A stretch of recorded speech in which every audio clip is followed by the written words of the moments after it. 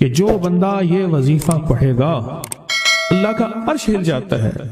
لا علاج بیماریاں ہوں، دکھ ہوں، غم ہوں، قرضے ہوں، مصیبتیں ہوں، ناکامیاں ہوں اور پریشانیاں ہوں اور ایسے حالات کہ جو انسان کہے کہ بس اب تو موت ہی ہے، اس کے علاوہ کوئی راستہ نہیں، کوئی ایسی پریشانی ہو، اللہ کا نظام ہے کہ اس پہ وہ ملتا ہے جو انسان گمان نہیں کر سکتا، سوچ نہیں سکتا.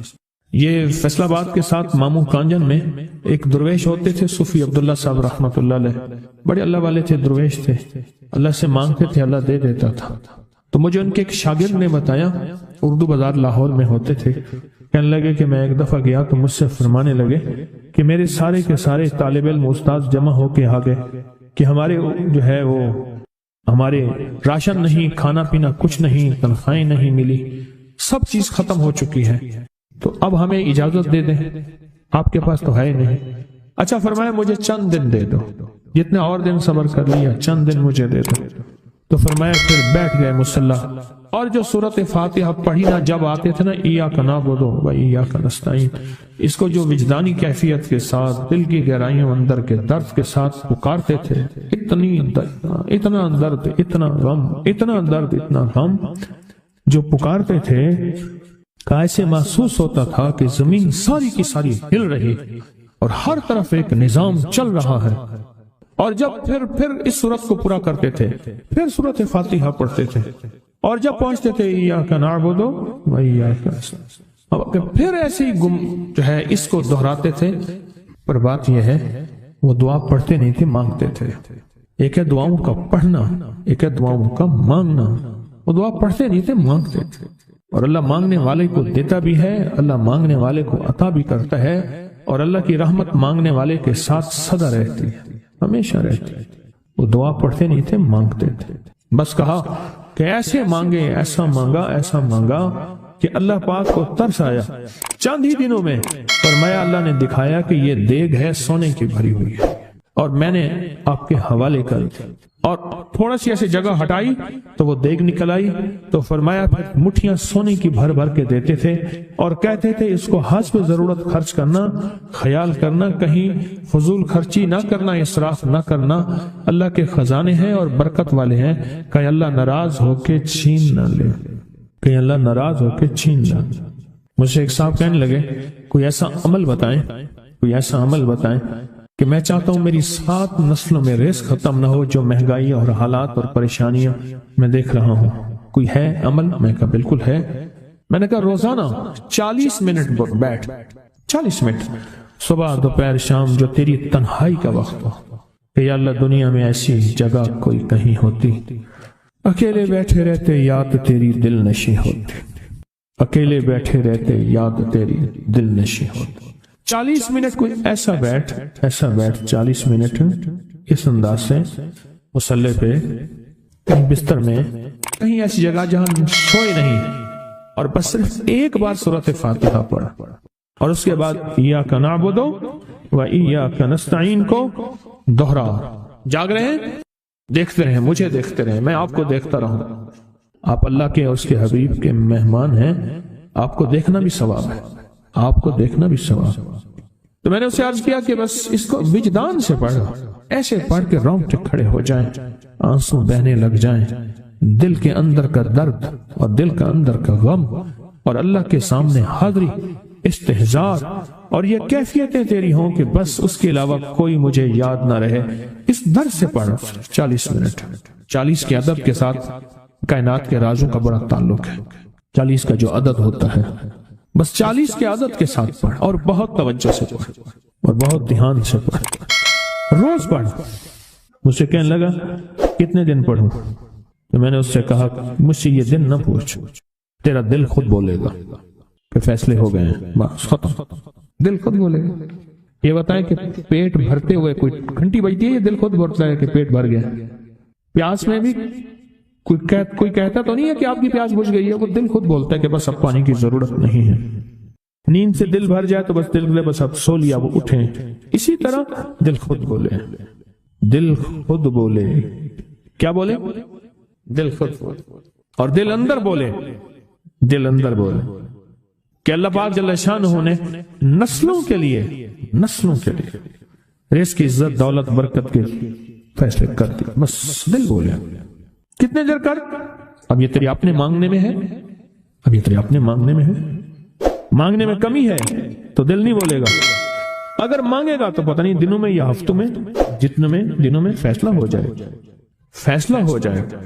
اور میں نے اس سے کہا کہ یہ میرے پردادا کے پردادا کا عمل ہے، ان کا یہ عمل ہے، میرے پردادا کے پردادا کا عمل جو ہماری خاندانی یادداشتوں میں یہ لکھا ہوا.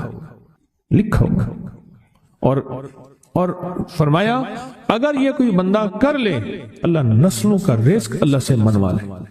اور میں نے اس سے کہا خیال کرنا رزق کے روحانی ساتھ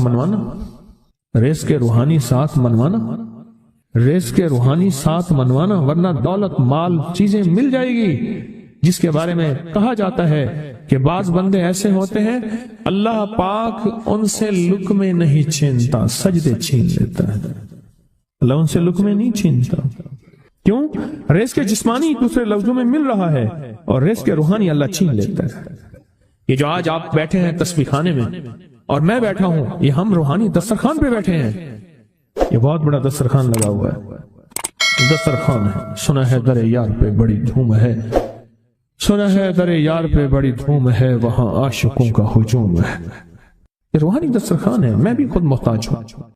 یہ روحانی دسترخوان. تو میں نے اس سے عرض کیا کہ ایک دسترخوان نہیں مانگنا، دونوں مانگنا. رزق روحانی بھی، رزق جسمانی تو اس کو بھی ملتا ہے جس کو کلمہ نصیب نہیں ہوا. رزق جسمانی تو اس کو ہی ملتا ہے جس کو کملی والی کی غلامی نصیب نہیں ہوئی. رزق جسمانی تو اس کو ہی ملتا ہے جس کے ماتھے پہ شقاوت لکھی ہے. رزق جسمانی تو اس کو ملتا ہے جو اللہ کا نافرمان ہے. رزق جسمانی تو اس کو ملتا ہے جو اللہ کے وجود کا انکار کرتا ہے. رزق جسمانی تو اس کو ہی ملتا ہے جو آخرت اور قبر کا انکار کرتا ہے. رزق جسمانی تو اس کو ملتا ہے جو جنات اور برزخ کا انکار کرتا ہے. رزق جسمانی تو اس کو ملتا ہے جو خود کملی والی کی نبوت کا انکار کرتا ہے. وہ تو بے بہا لوگ ہیں، ان کو ملتا ہے. پر تجھے بھی صرف رزق جسمانی ملا اور اللہ سے یہ منوا لیا. نہ یہ نہ منوانا، اللہ سے کہنا ہے اللہ رزق روحانی بھی دے اور رزق جسمانی بھی دے. دو رزق اکٹھے عطا فرما. کون سا رزق؟ اور رزق جسمانی بھی دے. کہیں ایسا نہ ہو کہ میری نسلوں میں صرف مال دولت اور چیزیں ہوں اور تیرا نام اور تیرے حبیب کا نام نہ ہو، تیرا نام اور تیرے کملی والے کا نام نہ ہو، تیرا نام اور تیرے دوستوں کا نام نہ ہو، تیرا نام اور تیری آل و اصحاب کا نام نہ ہو. کہیں ایسا نہ ہو میں محروم ہو جاؤں. مجھے آل اور محمد اور آل محمد اور اصحاب محمد کی نسبتیں یہ بھی ساتھ عطا کیے رکھ. میں نے اس سے کہا کہ دو چیزیں مانگنا. اچھا قدرت کا نظام ہے، کچھ دیوانے بھی ہوتے ہیں، یقین والے ہوتے ہیں. آپ جیسے آپ مخلص بیٹھے ہیں اور پوری دنیا میں ہمارے ساتھ اس وقت مخلص بیٹھے ہیں جو ہماری آج کی محفل میں شریک ہیں، ہوتے ہیں دیوانے. اس نے یقین سے پڑھنا شروع کر دیا. مجھ سے کہنے لگا ایک وقت ایک جگہ ہو بہت بہتر. میں نے اس سے کہا، میں نے کہا پھر بھی اگر ایک وقت ایک جگہ میسر نہ بھی ہو تو اگر عمل کسی وقت چوک جائے، عمل کی جگہ چوک جائے، عمل کا وقت چوک جائے، مجبوری میں نہ ہو تو بہتر ہے، پر توجہ نہ چکے، دھیان نہ جائے، استحضار نہ جائے، یقین نہ جائے اور سچا یقین ہو کہ میرا اللہ خود کہتا ہے یہ مانگنا بھی تو اسی نے دیا ہے نا، اسی نے مانگنا دیا ہے. جب اس کریم نے مانگنا ہی خود دیا ہے تو عطا بھی خود کرے گا. نہیں خوف نارے جہیم کا کہ کرم ہے مجھ پہ کریم کا، وہ خود عطا کرے گا مجھے. اس نے مانگنا دیا دے گا. یقین ہو ایسا ایسا ایسا ایسا، اتنا زبردست یقین ہو، اتنا یقین ہو اللہ کے ملنے پہ اور اللہ کے مانگنے پہ، اتنا یقین ہو کہ گمان اور خیال سے بالا تر یقین ہو، بہت زیادہ یقین. یاد رکھیے گا میری بات، میری طرف دیکھتے رہیں. یاد رکھیے گا جس کو ملا ہے یقین کی طاقت میں ملا ہے، اور جس سے چھنا ہے بے یقینی نے اس سے سب کچھ چھین لیا. بے یقینی نے اس سے سب کچھ چھین لیا. جس کو ملا ہے یقین کی طاقت سے ملا ہے. یقین ہو کہ میں کر رہا ہوں اور اللہ مجھے دے دے گا. کہا کہ کیسا یقین ہو؟ کہا جیسے بکری کے تھن دودھ سے بھرے ہوئے اور میں کہوں کہ میرے ہاتھ سے دباؤں گا اور دودھ نکلے گا، اس سے زیادہ یقین. اور کہا کس سے زیادہ یقین؟ کہا کہ ایک بڑا نوٹ ہو اور بڑا نوٹ کے اندر جو ہے ایک آنے کی چیز آنی ہے تو میں کہوں گا اس سے تو اس کی نوٹ کے اندر تو ہزاروں آنے ہیں اور میں ایک آنے کی چیز ایک ٹکے کی چیز لوں گا اور میرا کام بن جائے گا، اس سے زیادہ یقین ہو اور اس سے کہیں زیادہ یقین ہو کہ سخت پیاس ہے اور میں پانی کو دیکھوں اور پانی کو دیکھتے ہی مجھے یقین ہو کہ اس سخت پیاس میں میرا پیاس بجھ جائے گی، پیٹ بھر جائے گا، اس سے کہیں زیادہ یقین ہو۔ میں پھر بھی یقین کو نہیں سمجھا سکا، علم بھی محدود ہے، الفاظ بھی میرے پاس محدود ہیں، اس سے کہیں زیادہ یقین ہو، اس سے کہیں زیادہ یقین اور بہت زیادہ یقین، اتنا یقین۔ کیا خیال ہے؟ آپ چاہیں گے اپنی نسلوں کے لیے بخت، رزق، نصیب اور مقدر منوا لیں؟ کیا خیال؟ وہ بڑا کریم ہے۔ میں نے ابھی نہیں بتایا کہ قرآن کا واقعہ سنایا، حضرت موسیٰ اور خضر علیہ السلام کا قرآن کا واقعہ سنایا کہ ان کی 7 نسلوں کا جو ابا تھا نا، وہ 7 نسلوں میں پہلے والا ابا، دادے کے دادے کے دادے کا دادا، وہ نیک تھا، وہ دعائیں مانگتا تھا، وہ اللہ کے ساتھ تعلق میں تھا، اس کا تقوی تھا، وہ اس کی نیکی کا اثر، اس کی نیکی کا اثر، اس کی نیکی کا اثر نسلوں میں منتقل ہوا، نسلوں میں منتقل ہوا۔ پڑھ لیں، مانگ لیں، اللہ سے کر دیں کہ اللہ میرے لیے اور میری نسلوں کے لیے رزق روحانی اور رزق جسمانی کے فیصلے کر دیں، رزق روحانی اور رزق جسمانی کے فیصلے کر دیں۔ شاہ عبد الرحیم تھے شاہ ولی اللہ رحمۃ اللہ علیہ کے والد محترم، انہوں نے شاہ ولی اللہ سے کہا بیٹا میں تجھے روحانی مشقیں کرا رہا ہوں، ایک مشق ایک بھی کر لے، اپنے لیے اور اپنی نسلوں کے لیے اللہ سے رزق منوا لے، اللہ سے رزق منوا لے۔ تو پوچھا کہ حضرت میں رزق کیسے بنواؤں؟ وہ میں کہ کچھ وقت ایسا نکالا کر، ایسا وقت نکالا کر 2 گھڑی اور 3 گھڑی کا، ایک ساتھ 2 گھڑی اور 3 گھڑی، ایک ساتھ تقریباً 21 منٹ کی ہوتی ہے، تقریباً 21 منٹ کی، 2 ساتیں مل جائیں تو 40 منٹ بنتے ہیں، تو ایک ساتھ 2 ساتھ 3 ساتھ کی گھڑی میں کہ بیٹھ کے نا سورۃ فاتحہ اور اس میں ایاک نعبد و ایاک نستعین کا تکرار اور استحضار کیا کر، اور ایسا کیا کر تیری آنسوں بہیں، تیرا دل روئے، تیری آنکھیں روئیں، تیرے رونگٹے کھڑے ہوں اور رواں رواں اور اس کے اندر سے تیرا پل پل، تیرا من، تیرا جذبہ، تیری سوچیں بولیں، کیا بولے؟ ایاک نعبد و ایاک نستعین۔ ایک میلہ تھا اللہ کے نیک بندوں کا، تو اس میں 70 اولیاء جمع ہوئے، 70 اولیاء جمع ہوئے۔ ہر اللہ کے ولی نے کہا کہ آپ کوئی ایسا وظیفہ بتائیں، ایسی تسبیح بتائیں، ایسا ذکر بتائیں جو اللہ کے عرش کو ہلائے اور جو اللہ کی ذات کو متوجہ کر دے، جو اللہ کے تعلق کو نصیب کر دے، کوئی ایسا ذکر، کوئی ایسی تسبیح بتائیں۔ فرمایا سب نے بتایا کہ سورۃ فاتحہ ہے، اور اب سب سے پوچھا سورۃ فاتحہ میں کوئی ایسا جوش بتائیں جو سورۃ فاتحہ کا دل ہو۔ سورۃ یاسین قرآن کا دل، لیکن سورۃ یاسین کا دل سلام قولا من رب الرحیم۔ ہر سورت کے اندر اللہ پاک نے کچھ نعمتیں، کچھ نقطے رکھے ہیں، تو فرمایا سورۃ فاتحہ کا دل۔ تو میلے میں جتنے بھی اولیاء 70 بیٹھے تھے، سب نے کہا کہ اگر سورۃ فاتحہ کا دل پانا ہے تو وہ صرف کیا ہے؟ ایاک نعبد و ایاک نستعین۔ اس کا مفہوم عام سادہ سے یہ ہے کہ مولا غلامی تیری در کسی اور کا، جب غلام تیرے ہیں، منگتے تیرے ہیں، بھکاری تیرے ہیں، محتاج تیرے ہیں، پھر در بھی تیرا ہے، پھر در بھی تیرا ہے، اور کسی کا در مولا نہیں ہے، پھر در بھی تیرا ہے، تیرے در کے ہم محتاج، تیرے بر کے ہم غلام ہیں۔ تو میں نے اس سے کہا کہ یہ وظیفہ کر، سارا دن پڑھی ایاک نعبد، اور کام بھی کرتا رہے، وضو بے وضو چلتا بھی رہے، یہ پڑھتا بھی رہے، پڑھتا بھی رہے، پڑھتا بھی رہے، چند دن چند ہفتے یہ عمل کر، اور رات سوتے ہوئے سورۃ فاتحہ پوری کر 40ویں، اور پھر درود پاک پڑھتے پڑھتے سو جا۔ 70 اولیاء نے فرمایا کہ جو بندہ یہ وظیفہ پڑھے گا اللہ کا عرش ہل جاتا ہے، اور فرشتوں میں کوہرام مچ جاتا ہے، اور فرشتوں میں اللہ کی بارگاہ میں فریادیں ہوتی ہیں کہ یا اللہ یہ بندہ ہے اور اس نے یہ عمل کیا ہے، یہ وظیفہ کیا ہے، اور ابھی تک اس کی دعا قبول نہیں ہوئی، یہ مانگا ہے ابھی تک دعا قبول نہیں ہوئی، فرشتوں میں یہ کوہرام مچ جاتا۔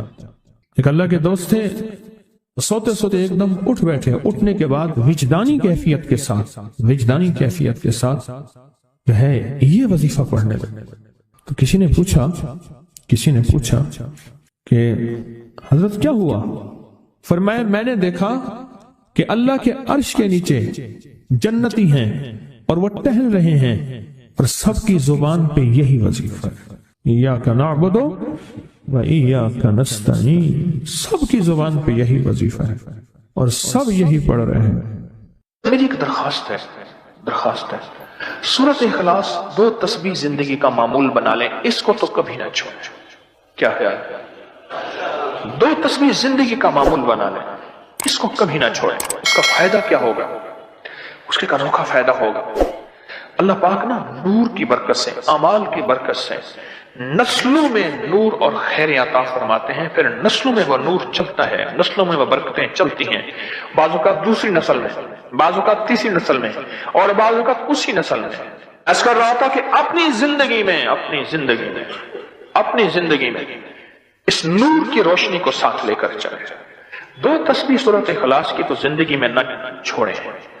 سفر میں جا رہے ہیں، حضر میں جا رہے ہیں، صحیح جا رہے ہیں، پیدل چلتے پڑھ لیں، گاڑی چلاتے پڑھ لیں، گاڑی میں بیٹھے پڑھ لیں، کہیں دفتر میں بیٹھ کے پڑھ لیں، مجبوراً وضو نہیں تو بھی پڑھ لیں، پر چھوڑے نہیں۔ کیوں؟ آپ کی زندگی میں اس کا نور نسلوں میں منتقل ہوگا، اور اس کا نور نسلوں میں جائے گا، اور نسلوں میں رزق، دولت، عزت کے اللہ دروازے کھول کے دکھائے گا۔ ایسا نور ملے گا آپ سوچ نہیں سکتے، ایسا نور ملے گا۔ کون سا مسلمان ہے جو کہتا ہے مجھے سورۃ قل ہو اللہ، سورۃ اخلاص نہیں آتی؟ ہر بندے کو آتی ہے۔ اگر کوئی کمزور علم رکھنے والا ہے تو تھوڑی سی محنت کرے، یاد کرے تو اس کو یاد ہو سکتا ہے، ایک میں آپ کو عجیب بات بتاؤں، شیخ ابوالحسن شاذلی رحمت اللہ علیہ، شاذلی سلسلہ، کہ جب تو اللہ سے خالص محبت کرنا چاہتا ہے اور چاہتا ہے کہ اللہ اس کے حبیب کی خالص محبت تیرے دل میں اتر جائے، اللہ اس کے حبیب کی خالص محبت تیرے دل میں اتر جائے، اور قیامت کے دن جب اعلان ہو وَامْتَازُوا الْيَوْمَ أَيُّهَا الْمُجْرِمُونَ، مجرم علیحدہ ہو جائیں، ہمارے دوست علیحدہ ہو جائیں، ولی علیحدہ ہو جائیں، بدکار علیحدہ ہو جائیں، تو اس وقت تو اللہ کے دوستوں کی لسٹ میں ہو تو ایک عمل کر لے۔ فرماتے ہیں وہ عمل ہے کہ سورۃ اخلاص کو اپنے دل کی دنیا میں جگہ دے دے۔ اللہ اکبر۔